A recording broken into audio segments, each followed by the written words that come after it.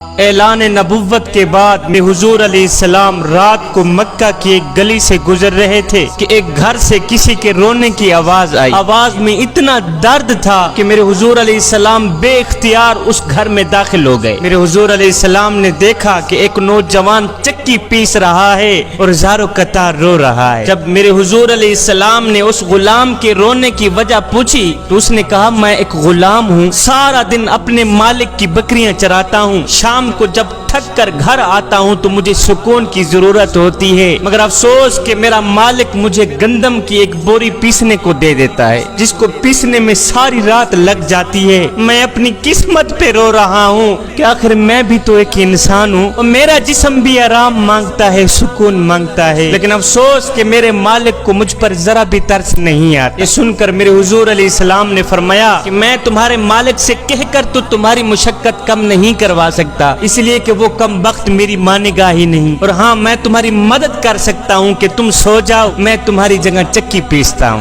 تم سکون کر لو، میں تمہاری جگہ کام کرتا ہوں۔ غلام بہت خوش ہوا، شکریہ کرتے ہوئے یہ غلام سو گیا۔ میرے حضور علیہ السلام اس غلام کی چکی پیستے رہے، جب گندم ختم ہوئی تو اسے جگائے بغیر میرے حضور علیہ السلام واپس تشریف لے گئے۔ دوسری رات پھر وہاں چلے گئے، تھکے ہوئے غلام کو سلا کر خود چکی پیسنے لگ گئے۔ چوتھی رات جب آپ وہاں گئے تو وہ غلام بول ہی پڑا کہ آخر تم کون ہو، میرا اتنا خیال کیوں کر رہے ہو؟ میں ایک غلام ہوں، غلام سے نہ کسی کو ڈر ہوتا ہے اور نہ ہی کسی کو فائدہ ہوتا ہے، تو پھر آپ یہ سب کچھ کیوں کر رہے ہو؟ سن کر میرے حضور علیہ السلام نے فرمایا کہ میں یہ صرف انسانیت کی ہمدردی کے لیے کر رہا ہوں، باقی مجھے آپ سے کوئی غرض نہیں ہے۔ اب اس غلام نے کہا کیا تمہیں علم ہے کہ مکے میں ایک شخص آیا ہے جس نے نبوت کا دعویٰ کر رکھا ہے؟ میرے حضور علیہ السلام نے فرمایا ہاں میں نے بھی سنا ہے۔ تو یہ غلام کہنے لگا اگر آپ اس کی جگہ نبوت کا دعویٰ کرتے تو میں کلمہ پڑھ کر آپ کی غلامی میں آ جاتا، اگر آپ جیسا انسانیت کا درد رکھنے والا شخص اس کی جگہ نبوت کا دعویٰ کرتا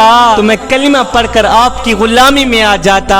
یہ سن کر میرے حضور علیہ السلام نے فرمایا غلام میں انسانیت کے دکھڑوں کو اپنے دکھڑے سمجھنے والا ہوں، میں انسانیت کے درد کو اپنا درد سمجھتا ہوں، اور لوگ مجھے شفیق بھی کہتے ہیں، مجھے مہربان بھی کہتے ہیں، میرا نام محمد ہے، اور سن نبوت کا دعویٰ بھی میں نے ہی کر رکھا ہے۔ کہا سچ سے آپ ہی محمد ہیں؟ میرے نبی نے فرمایا ہاں میں ہی محمد ہوں۔ یہ سن کر غلام قدموں پہ گر کر کہنے لگا حضور خدا کے لیے مجھے کلمہ پڑھا دیں، اس لیے کہ جو نبی غیروں کا اتنا خیال رکھتا ہے وہ نبی اپنوں کا کتنا خیال رکھتا ہو۔